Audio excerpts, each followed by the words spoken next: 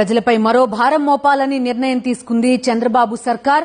ఫిబ్రవరి 1 నుంచి రిజిస్ట్రేషన్ ఛార్జీల బాదుడు ప్రారంభం కానుంది. భూముల విలువ పెంచి తద్వారా రిజిస్ట్రేషన్ ఆదాయం పెంచుకోవాలని కూటమి ప్రభుత్వం నిర్ణయం తీసుకుంది. 15 నుంచి 20% భూముల విలువ పెంచుతున్నట్టు ప్రకటించారు మంత్రి సత్యప్రసాద్.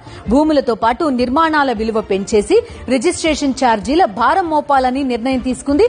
ఫిబ్రవరి 1 నుంచి రిజిస్ట్రేషన్ ఛార్జీల బాదుడు అమలు కానుంది.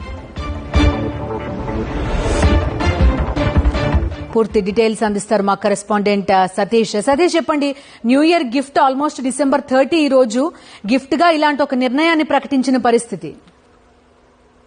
ఖచ్చితంగా బిందు, ఇప్పటికే వచ్చే నెల నుండి కొత్త సంవత్సరంలో అదనపు పెరిగినటువంటి విద్యుత్ ఛార్జీల గిఫ్ట్ ఇచ్చినటువంటి రాష్ట్ర ప్రభుత్వం ఇప్పుడు మరొక న్యూ ఇయర్ గిఫ్ట్ సిద్ధం చేసింది.